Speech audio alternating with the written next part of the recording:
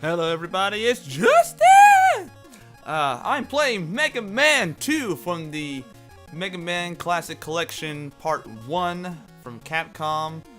And the controls are, they're the same, but I do notice a delay, so that has thrown things completely off. I captured this previously, and I'm dying in places that I would just skate through with a regular controller. I've never noticed latency until now, and I'm not blaming that, but at the same time it is different, and I thought that people who complain about latency were tripping, but I'm a believer now, because good God.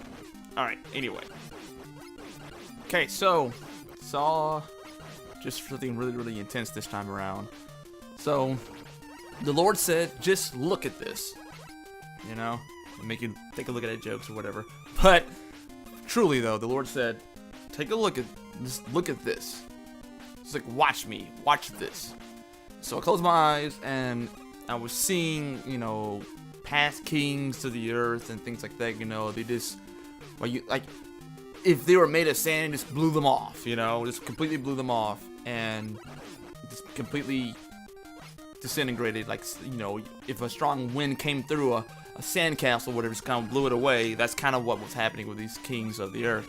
And like, what made it really interesting is that the Lord, a lot of times talks about the mountain of the Lord and talks about the mountain of God, and that is, some people suspect that's why ziggurats exist, is because it is man or demon trying to emulate the mountain of God. But anyway, so I saw this mountain just rise up and up and up and up and up and up and up and up, and God was at the throne of it, and just up and up and up and up and up and up and up. And I never did really understand the passage where it talks about every high place made low. So, you know, in my mind, at least, I was just kind of thinking that, you know, he's going to cut these places down. But when like, if something is so high, it makes everything else look low. I believe that's what that passage is really talking about. Everything is, he is so high and so lifted up and so above all of these things and so beyond these concerns or whatever is going on. All that stuff is so beyond all that, that is like, you know, what is there to, what's there to compare? You know, like what is there to compare with him? And he just went all the way out into space, and like, it just expanded to the point where he just couldn't even fit anywhere. It was just so highly lifted up that there was just no stopping him. And he's like, watch. And like, then he said to stay focused in on this, to stay focused in on him, and there's nothing else. So it goes back to that word before about really standing by the word, standing by what God has already said and it's already decreed in your life. That when it talks about, you know, if he is for you, who can be against you? And when I see it in that perspective, in the perspective of God, just elevated beyond whatever, beyond the CEOs of Amazon, Microsoft, and the Walmart brothers, all those guys, Walmart brothers, the Walton brothers, all of them combined, as high as you want to stack up that money and that prestige and all that stuff, as high as you want to stack that, it's still nothing, like nothing, compared to the elevated place of God Almighty.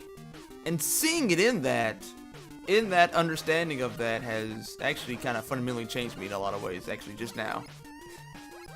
Like, that was really intense. That was really intense.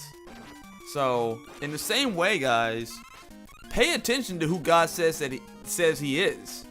And don't be so distracted by the inconveniences that go on. I mean, I was just distracted by inconvenience not too long ago, where my upload from my previous episode didn't load. That's why these guys are getting it at the wrong time, which is frustrating. So that was really irritating, and then it wouldn't upload, and the browser froze, and all that type of stuff was happening and everything, and I was just kind of like, oh my gosh. But is that all?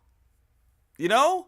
Like, in contrast to who it is that I serve, is that all? Is that all that the enemy might want to throw at me to irritate me a little bit, and then that's it? Or, you know, or, so that's not a big deal, you know? So, and Paul talks about this too within the Bible. It talks about, you know, how these momentary afflictions, you know, and it's not that the enemy can't dish out some punishment. It's just that God has a habit of turning that around to where it glorifies him all the more. It's incredible to think about it that way. So, and at the same time too, it's like there's just nothing other than what it is that he's already said. It's just nothing but that. It's just nothing but the victory, nothing but the power, nothing but the glory, nothing but the honor, nothing but all those things. But and being his servant and being adopted into his family as a blood relative by the blood of Christ, then whatever. Whatever. So it's about acting to the situation rather than getting mad about it. You know, flipping it on its axis. Saying that, okay, I know that the enemy wants me to be mad right now, but how am I going to turn this into God's glory? I'm going to do that because there's so much to stand on. So, okay, guys, that's my time. You can find out more ways to help me out in the description below. And you can also support me there as well. Follow me and like, share, and subscribe. And Lord willing, I will talk to you guys later. Bye-bye. Thank you once again to my Patreon supporters. It means so much to me. Just look at them. Just look at these people. Just look at it.